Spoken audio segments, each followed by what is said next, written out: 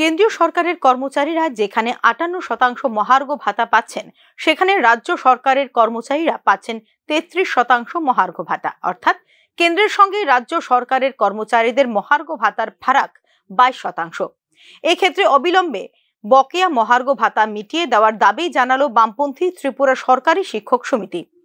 মঙ্গলবার সাংবাদিক সম্মেলন করেই এই দাবি জানালো সংগঠনের নেতৃত্বরা। বকেয়া মহার্ঘ ভাতা মিটিয়ে দিতে হবে। আপনারা জানেন, আজকের দিনে দাঁড়িয়ে কেন্দ্রীয় সরকারের কর্মচারীরা 58% ৫৫% ডিএ পায়। এখানে রাজ্য সরকারের কর্মচারীরা পাই ৩৩%, অর্থাৎ ২২% ডিএ আমরা কম পাচ্ছি। আমি যদি একটু হিসাবে বলি, আমরা যদি একটা বড় সংখ্যক নিয়োগ হয়েছিল 1997 সালে। 1997 সালে একজন পোস্ট গ্রাজুয়েট টিচার পিজিটি প্রতি মাসে ১৮,০০০ টাকার উপরে বেতন কম পাচ্ছেন ডিএ বাবদ।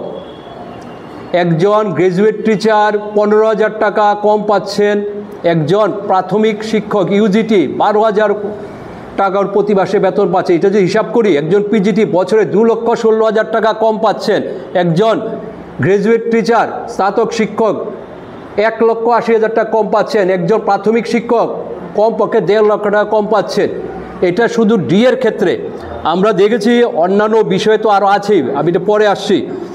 এইভাবে এই যে ডিএ বকেয়া, এইগুলো বলছেন মুখে 25% বকেয়া ডিএ, 3% দিয়ে নিজেরা বিভিন্ন সাংবাদিক সম্মেলন করে নিজেরা প্রচার করছেন, কিন্তু কর্মচারী কিভাবে বঞ্চিত হচ্ছে এই দাবিটা তুলে ধরছি। 10 বছর পর গঠন করা হয় পূর্ণাঙ্গ বেতন কমিশন। এক্ষেত্রে 2018 সালের নির্বাচনের আগে রাজ্য সরকারের কর্মচারীদের কেন্দ্রীয় হারে বেতন দেবার প্রতিশ্রুতি দিয়েছিল বিজেপি, কিন্তু সরকার গঠন করার পর সপ্তম বেতন কমিশন তো নয়ই, উপরন্তু কর্মচারীদের বঞ্চনা করে চলেছে সরকার বলেও ওই দিন অভিযোগ করে সরকারি শিক্ষক সমিতি। আপনারা জানেন, আমাদের প্রতি 10 বছর পর পর বেতন কমিশন গঠিত হয়। এবার সময় এসছে।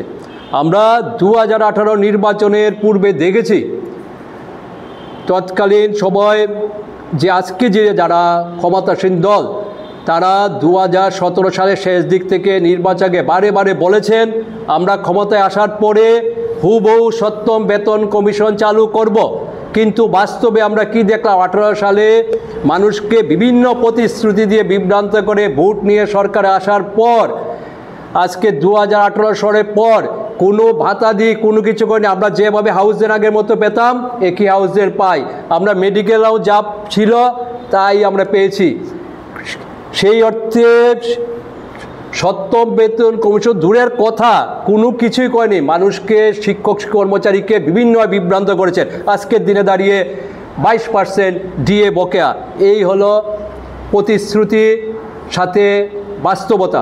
উল্লেখ করা যেতে পারে 2025 সালের জানুয়ারিতে তার কর্মচারী এবং পেনশনভোগীদের জন্য অষ্টম কেন্দ্রীয় বেতন কমিশনের ঘোষণা দেয় কেন্দ্রীয় সরকার। তারপর থেকে কেন্দ্রীয় সরকারি কর্মচারীদের সুবিধার্থে অষ্টম সিপিসি গঠনের প্রক্রিয়া চলছে পুরোদমে।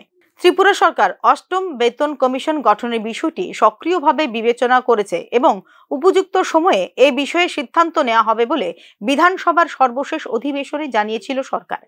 তবে কেন্দ্র কর্তৃক গঠিত অষ্টম বেতন কমিশন শুধুমাত্র কেন্দ্রীয় সরকারি কর্মচারী এবং পেনশনভোগীদের জন্য সহায়ক হবে। রাজ্য সরকারি কর্মচারীদের বেতন সম্পর্কিত সমস্ত সিদ্ধান্ত গ্রহণ এবং পরিচালনা করে থাকে সংশ্লিষ্ট রাজ্য সরকার। ব্যুরো রিপোর্ট, নিউজ নাও।